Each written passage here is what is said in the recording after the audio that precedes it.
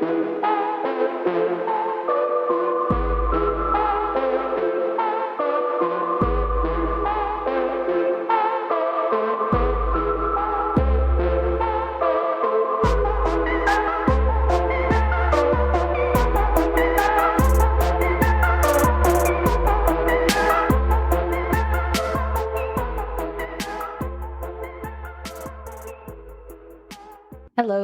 Hello. Welcome back to another episode of Wicked Mysterious.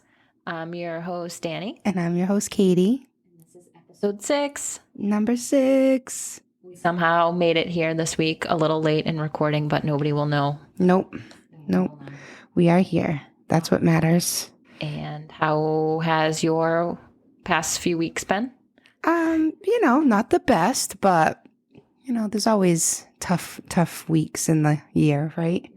So we are for sure connected because we are going through the exact same lesson, but in wildly different, very, very vastly different ways. Different ways. Yeah, same lesson from the universe. Which is, do you know what it is? I know what it is. Patience. Patience, girl. Patience. Yes. And I think it's so weird, the topics that I've selected the past few weeks, because they like super coincide with my life. Not that I've been seeing Hatman or anything, but thank goodness. Yeah, but definitely synchronicity from the universe there, which is fucking crazy and weird. Mm-hmm. Really weird. So I'm going to get into today's topic, but first we have a sponsor. Just kidding. Oh man, soon. Feel that energy because we will get one. Mm-hmm.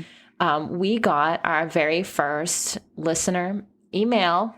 So exciting. From a stranger that we don't know, obviously. And from the UK, right? Yes, he's from the UK. So cool. His name is Tom. Hi, Tom. Hello, Tom. So here is his email. Okay, I'm going to read it with his permission.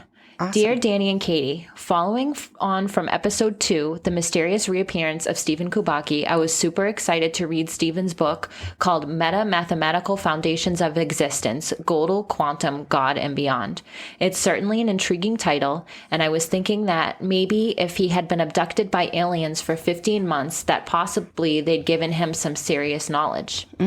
So, as soon as I could, I downloaded the book and got to reading it. If aliens did abduct him, they clearly didn't tell him much. It's filled with mistakes, inaccuracies, and misunderstandings, starting from the very first paragraph. His own theory relies heavily on Kurt Gödel's incompleteness theorems, which talk a lot about axioms and systems of axioms, an axiom being something that you accept as a self-evident fact.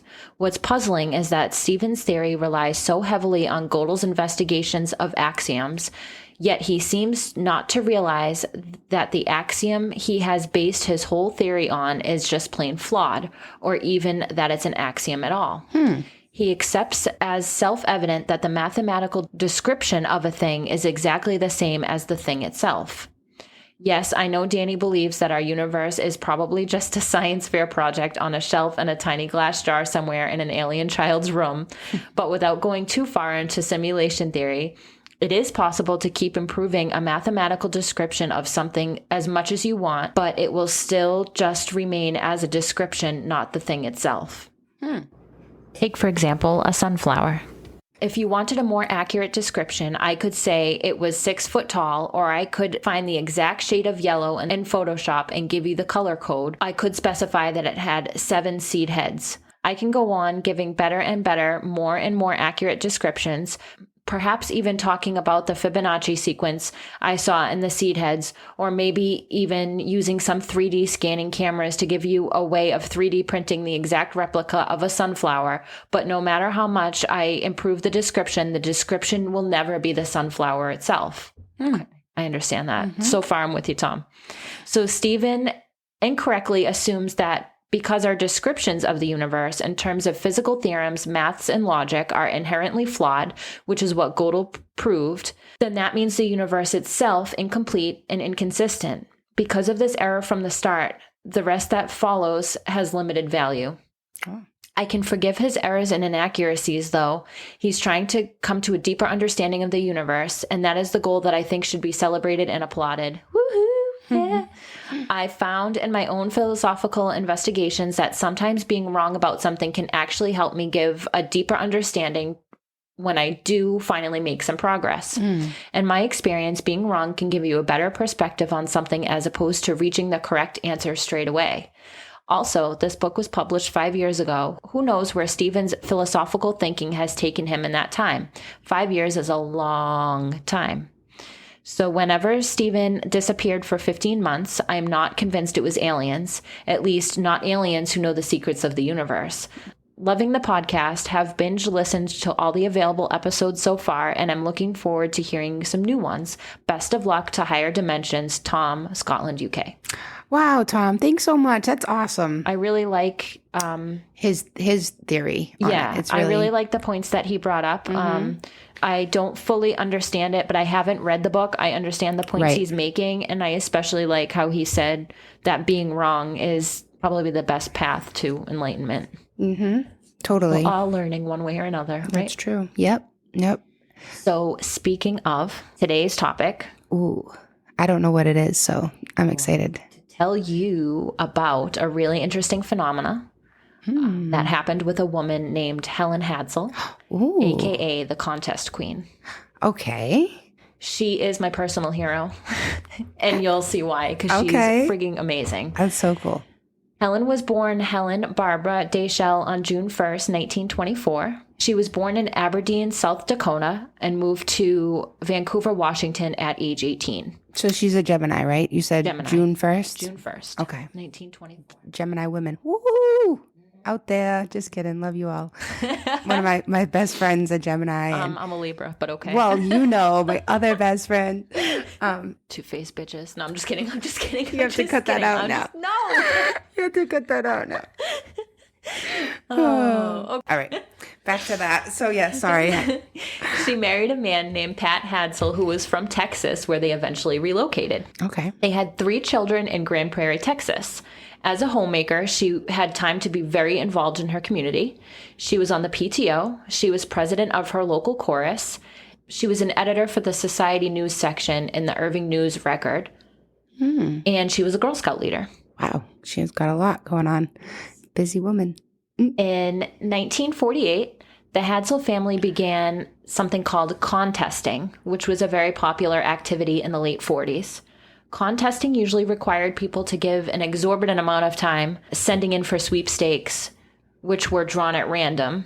And the more entries they sent in, the higher the chances that you'd win. It kind of reminds me of like extreme couponing, but like you may not get anything. So like people would spend all this time just sending in, because the more that you sent in, the better your chances of winning. How is that connected to couponing though? Just the amount of time you're spending. Oh, okay, doing it. I just imagine, yeah, like, clipping yeah, and that like takes filling forever. things out Yeah, and just whatever. Like putting them in the correct little. Yeah. It's definitely a time-consuming thing. Yes, that's what it reminded me of. Okay.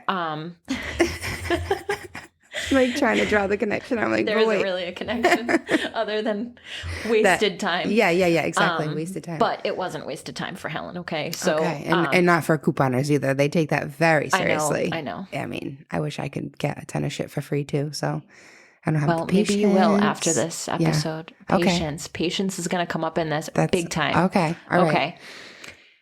Helen's first win was in 1949 when she won an at-home hair perm kit from a national drugstore.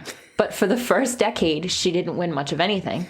In 1958, Helen read the book The Power of Positive Thinking by Dr. Norman Vincent Peale. She quoted a line from the book to her husband, Pat. As he was reading a fishing magazine in the family room, she ran in and told him, "You can have anything you want, provided you know what you want." To which her husband replied, "Fine then, I want this outboard motor," pointing to a boat in the magazine. Mm-hmm. Typical husband response. Yeah. So just a sidetrack, I actually listened to this book on YouTube. It was 4 hours long. You're welcome. Oh. So I listened to it. Love it. And just to give some background, it's very like new agey, but it was written in, I don't even know. I don't know when it was written. She read it in 1958. Right. So it was very the beginning of New Thought, which is today's like New Age spirituality, law of attraction, all that stuff. Right. But it was very focused on not religion, but of the Bible, which, I'm not into, but you can still take the lessons of it if you take the religion out of it and, faith in a higher power, even if the higher power is like the universe or yourself or whatever it may be, your higher self. Yeah. So it was an interesting listen. But this is where Helen's luck started to change. She began entering contests where skill was required as opposed to just sending in sweepstakes. She entered into a bunch of contests where she would have to write 25 words or less. Her first big win was from Coca-Cola. She looked up contests that were giving away the exact boat that her husband wanted. And it just happened that Coca-Cola was giving it away. So she imagined her husband sitting in the boat and wrote to the Coca-Cola, "I am a lone wolf fisherman. Cokes are my silent partners. They contribute no yickety yak, only enjoyment." Then she said to her husband, "I wonder how long it's going to take them to tell us we won." Wow. She won the exact boat her husband had pointed out. Wow. I'm getting chills. What a lucky man. I love this lady. Next, she asked her daughter what she wanted, and she said a Schwinn bicycle. Huh. She had her daughter sit on a bicycle and imagine it was hers and imagine the color and style of the bike. They entered into a contest where they had to name a pony. She had her daughter visualize the pony, what color the pony was, and what the pony did. Her children said, "He's brown and he prances." She responded, "Yes, he's brown and he prances." They decided on the name Prance Charming and Oh my gosh, so cute. a bunch of toys for her kids. Wow. And the bike. Nah, a Schwinn bike. She won the bike. Wow. Then she really started thinking like hard into this. She took a class at contest winning. And with this new knowledge, she began winning every contest she entered into. She learned that contest judges were looking for out-of-the-box original slogans and ideas that used humor and wit. This is why she's my girl. My humor and wit is going to get me somewhere someday.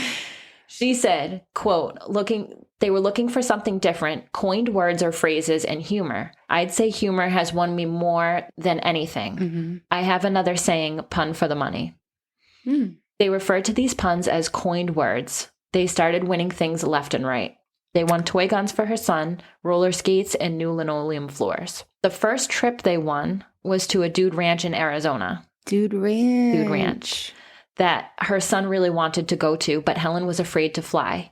She asked if they could drive instead, but the contest runners told her no, so she missed out on the trip. Oh. To make it up to her kids, she won 2 trips to Disneyland, where she got over her fear of flying and ended up winning another trip to a dude ranch for her son.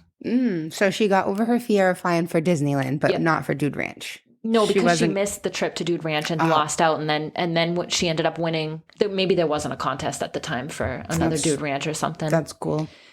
Disney was worth it. Yeah, they also won a trip to the World's Fair. By now, Helen was about to be 40 years old.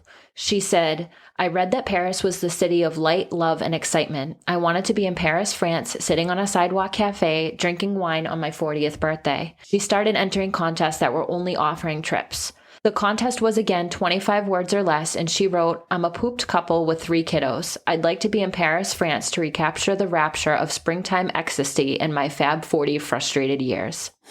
With her 40th birthday being in June, she won an organ in April. Panicked, she realized this must be a lesson in patience. She was really big on this idea that if you stick with an intention long enough and strong enough, it has no choice but to come to you. This is energy and vibration.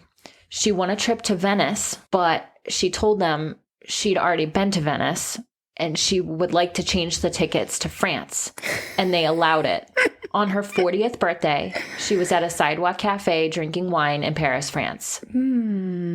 Amazing. She was also investigated numerous times by thousands of contest holders to determine her eligibility, but she was always eligible because they have to make sure that you didn't legit. cheat or that like you didn't know the sponsor or you're not related to the sponsor or whatever. So she was investigated by like thousands of people and she was legit. Okay. I wanted to mention this too at the top of the story. This is true. Yeah. This is a true story. Yeah. Like, this actually happened. It's so cool. Okay. It gets crazier. In 1969, there was a contest to win a home from Formica. She begged 2 friends to come with her, and neither of them wanted to. One, I forget what she said. One didn't want to go, and the other was shampooing her rugs that day. So she almost didn't go, but she decided she had to. She felt compelled to drive the 50 miles to the model home. She said it was raining, and she felt as though something pulled her out of the house. When she got to the model home, she sat inside it, smelled the smells of the new home, and she started imagining the style furniture she wanted. She took 3 entry slips, one for herself, one for Pat, her husband, and an empty blank slip. When she got home, she realized that the entry slip said the winning contestant had to have visited the model home. Her husband hadn't gone, so the next day, she and her husband drove the 50 miles back to the model home to ensure their winning. Meanwhile, her husband drafted blueprints for the new home they were going to win. They drove around the area looking at empty lots. Sure enough, Formica called. They're going to tell us we won this house. For God's sake, act surprised, she told her family. She won a 4,300 square foot home built custom in Irving, Texas. Wow. It cost $50,000, which in today's money Right. is $400,000. Formica also covered the cost of the taxes on their winnings, and they also paid for an interior decorator. They sent her flowers and candy, and they were wined and dined because it was such good publicity for Formica. Wow. They even sent her and her husband first class to New York City, just because. Yeah. Wow. All right, Amazing. and then this is my favorite story that she told. She went to Hollywood to see a live taping of Art Linkletter, who was a TV show and radio host. She waited outside the door, inside the studio where they have these shows, you know. Yeah, you like go the see little Steve. hallway. Yeah.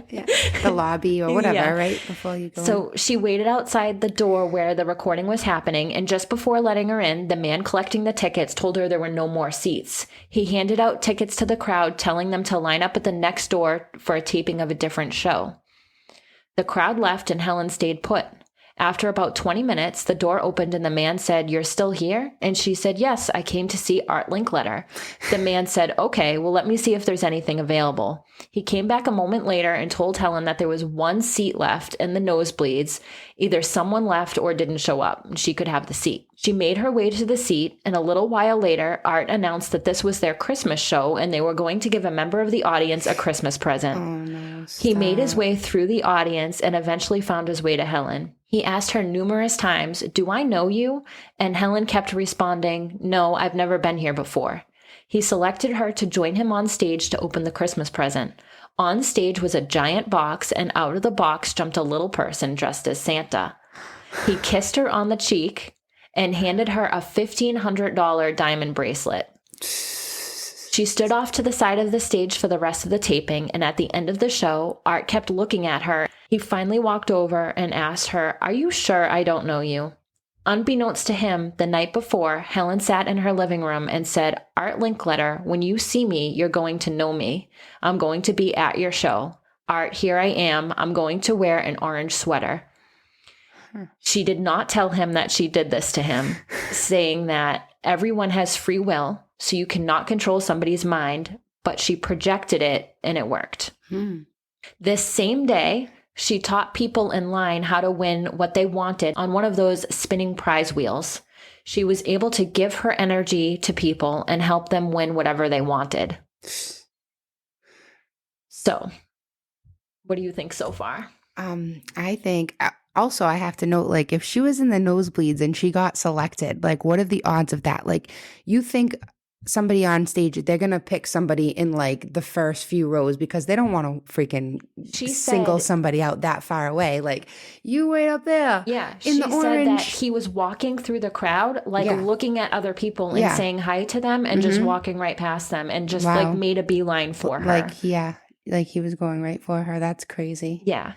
I think that she is obviously very, like, she's manifesting all this shit, but like, so does she have like more powers than everybody has? Because we know we all can manifest stuff if we try hard enough, right? But like, she legit was doing this shit without even knowing that she could do it until, like, so what's her thing? Like, is there more? There's more. There's more? That's really it for her winnings. By the time of her death, Well, that's a lot of damn winnings. I think I've won like one thing in my whole life. Yeah. Right? Have you won a lot of things? No. I mean, I also haven't like applied to win things. Right, exactly. Exactly. But yeah, that's a lot of winnings. Until now, I haven't won much. But now Danie's going to be... Now that I know... Danie's going to be a contester now. Now that I know her Wishcraft, she calls it. Her Wishcraft. So that's what I was thinking. Like, is it on some other... Does she think she has some sort of extra power? Because she's giving her energy to people, so she feels like she is like... She doesn't think... She didn't think that she had any extra powers. She was just using her energy. Created a system called the SPEC system, SPEC. So S stands for select it. So just decide on the thing that you really want. And you have to be super clear on the thing that you want. The next thing, P is project it. Visualize having it with every sense. So smelling it, seeing it, tasting it, just feeling like you have it. Expect it. Have no doubt. Don't try to figure out how it will come about. And she said the feeling she has when she's about to win something is just a calm knowing. It's not excitedness. It's not forceful. It's not doubtful. It's just a calm knowing. And then collect it. So then you receive it. SPEC, SPEC. Yeah. She said the only competition you ever have is yourself, and only when you doubt yourself. Yeah. She advised to keep a notebook labeled gratitude journal and paste inspiring things into it so that you don't forget this positive mindset. She said if you're stuck in a negative way of thinking, read the Desiderata. Read the Desiderata. Have you read it? All right. So it's a little long, but I think it's worth reading just so everybody knows like what she's getting at. This was a poem written by Max Ehrmann in 1927. Go placidly amid the noise and the haste and remember what peace there may be in silence. As far as possible without surrender, be on good terms with all persons. Speak your truth quietly and clearly and listen to others, even to the dull and ignorant, for they too have their story.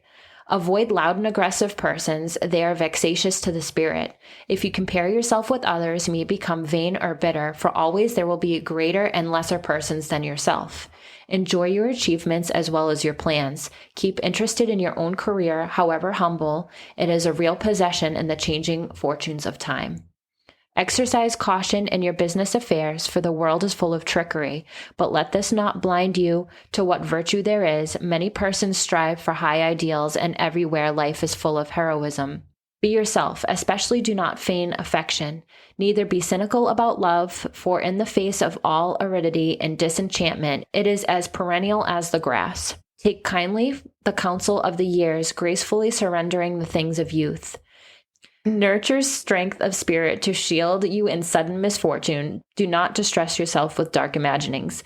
Many fears are born of fatigue and loneliness. Beyond a wholesome discipline, be gentle with yourself. You are a child of the universe, no less than the trees and stars. You have a right to be here. And whether or not it is clear to you, no doubt the universe is unfolding as it should. Therefore, be at peace with God, whatever you conceive him to be, and whatever your labors and aspirations and the noisy confusion of life, keep peace in your soul. With all its sham, drudgery, and broken dreams, it is still a beautiful world. Be cheerful, strive to be happy. That's really beautiful. Isn't it? Very, very motivating and empowering and positive. Yeah, I could see that being a good like daily affirmation to read to yourself. It's nice. So a little bit more about her. She studied under Jose Silva. Have you ever heard of him? No. He developed the Silva method. So from Wikipedia, this is straight from Wikipedia. The Silva method is a technique that aims to reach and sustain a state of mental functioning called alpha state, where brainwave frequency is 7 to 14 hertz. Daydreaming and the transition to sleeping are alpha states. Silva claimed to have developed a program that trained people to enter certain brain states of enhanced awareness. He also claimed to have developed several systematic mental processes to use while in these states, allowing a person to mentally project with a specific intent. According to Silva, once the mind is projected, a person can allegedly view distant objects or locations and connect with a higher intelligence for guidance. The information received by the projected mind is said to be perceived as thoughts, images, feelings, smells, taste, and sound by the mind. The information obtained in this manner can be acted upon to solve problems. She also, let me just find, I can't find where I wrote it down, but she was also she was a doctor in metaphysics. Oh, wow. Which is what I'm going for. So I really strive to be like her. She's like amazing. She had a few books written. In 1971, she had a book called The Name It and Claim It Game with Winnouvers for Wishcraft. And people often called her a witch. And so this was her humor to say she's not a witch, but she called it Wishcraft. Right. She loves her puns. She does love her puns. I love her so much.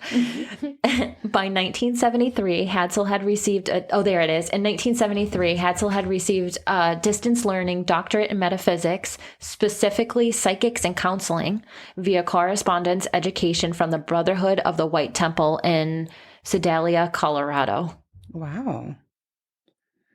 In 2002, she had a book called In Contact with Other Realms and Adventures, Experiences, and Awareness. And in 2007, she had a book called Confessions of an 83-Year-Old Sage. Cool. By the time of her death in 2010, she had won over 5,000 contests, which included a house, money, numerous cars, numerous trips, and even a car. Wow. That is insane. That is crazy. Also, she had a little poem published in the Saturday Evening Post in February 2007. I'm really giving myself props for my research skills because it took me so long to find this poem, but I found it and it's so cute. That's so cute. It's called Where's Grandma? In the dim and distant past, where the tempo wasn't fast, Grandma used to rock and knit, crochet, read, and babysit. In those days of gracious living, Grandma was one forgiving. When the family was in a jam, they could always count on Gram. Today you'll find her at the gym, swimming and cycling to keep trim. Nothing these days seems to stop her now that Grandma's off her rocker. That's cute. That's cute. And she wrote that as like in her older years, right? Yep, like, 3 years before she died. Aw, that's cute. So, couple quotes from her. Mm-hmm. You can convince yourself of achieving something if you repeat it over and over again until you beat your thinking. Mm-hmm. Step 1, create a goal. Step 2, never entertain doubts. And step 3, you can convince yourself into anything, repeating it over and over again until one day it's incorporated into your thinking. Wow. I believe it. I really believe it. I mean, she's the proof. She did it. This really happened. Yeah. Like, it's not just like, I mean, you wouldn't be telling a story on something that didn't happen. No, I wouldn't. But it's like, it's just crazy to think about because, people talk about like, oh, like when you watch The Secret and stuff, they're like, oh, I made this vision board and like, there it is, the house that I put on the vision board. Like, that's great and stuff. But like, there's no documented proof that like your thinking actually did it. She actually did this. Mm-hmm. Right. With her thinking. With her thinking. And her energy. Yes. And it's amazing. It's like truly inspiring. And I thought it was so funny because her lesson in patience, which, we need. Yeah. We need some Helen energy over here. Helen. So what did you think? I think she's crazy and awesome. I mean, I don't think she's crazy in a bad way. I think it's just like... Off her rocker? Just amazing. Yeah. That she was able to do this in her lifetime. Like, such a good person too. She gave back. Yeah. At one point, point... was wicked involved with her community and she told one story about how she wanted a stove and she sent away to win this stove and she didn't win it. And instead she won $1,000. So she went out and bought a stove. And then they called her and they said, oh, we're so sorry. We overlooked your winning. You actually won this stove. And she donated it. Wow. So she did donate a lot of her winnings. I'm curious about her kids. Like, did they? I did not mention that. Yes, good question. She taught her kids this technique, good. and they still use it to this day. That's what I was going to say. Like, growing up with that, they must have it must have transpired onto them in some form. Yep. If not even intentional, just being the children of her. So that's cool. I'd love to like know if they're winning shit in their life. I mean, it's so weird. We don't have like contests like that anymore, do we? I've been looking, but it's not as big as it was back in the day. But now that's probably due to, Yeah, and now it's like you apply for a contest and you have like a ton of calls from spam, and trying to tell you won something, but then it's not really, Right. But there are contests out there. Chevy's running a contest right now. Oh. Did you enter? I sure did. I did. But I haven't, I have other things in mind right now, so I haven't been visualizing a Chevy as much as I probably should be if I really wanted it. But there's other things I'm trying small, and I'm not going to tell anybody what it is, but I will report back when it happens. That's so cool. So that I can tell you guys. Yeah, seriously. But yes, she did teach her children, and they did win a lot. She talked about I watched a YouTube documentary, which I wanted to put in clips, but the audio was so bad in it. And it's so interesting because you don't hear a lot about her. Right. I never heard of her. No, a lot of people, even like in The Secret, they don't talk about her. And her website is defunct. Her website was called The Magic of Believing. And I just thought that was so cute and so sweet. It is. But it is amazing the way the universe can show up, and it makes you really wonder, like, how powerful our brains are. And that alpha state, I'm curious to learn more about that and see what types of things you can do with your brain. Yeah. And by the time she died, she claimed to have developed like psychic powers. She was clairvoyant. Like she worked on it until she gained these powers. Right. And psychics say that, Maureen Hancock says all the time that she can teach people how to do it. Nobody is better than anybody else. You are born with these gifts. We're just... Yeah, some brains are more open and some aren't, and some have some damages and some don't, and everybody's different. There's people that'll never be able to use their brain differently, but we use a portion of our brain.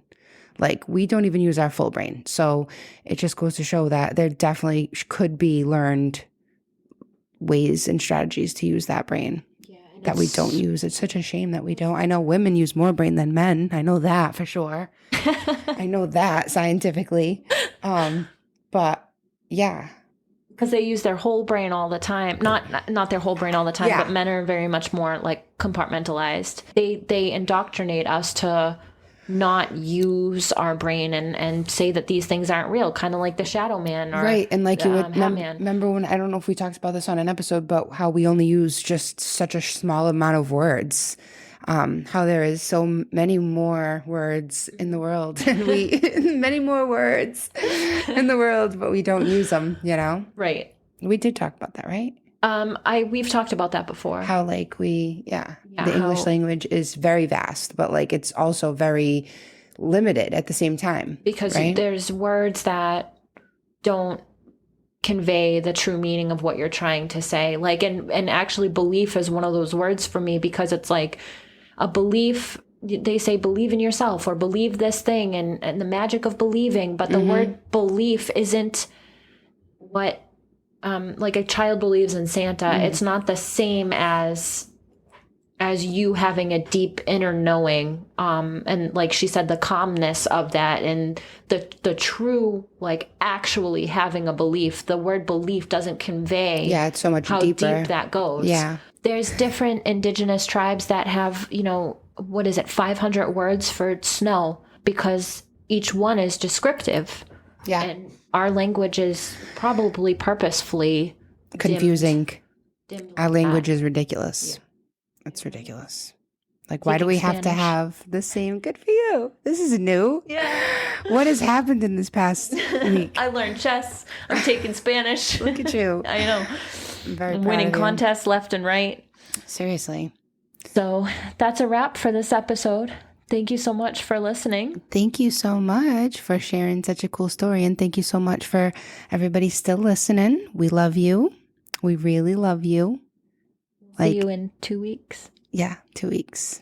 Can't wait. Stay mysterious.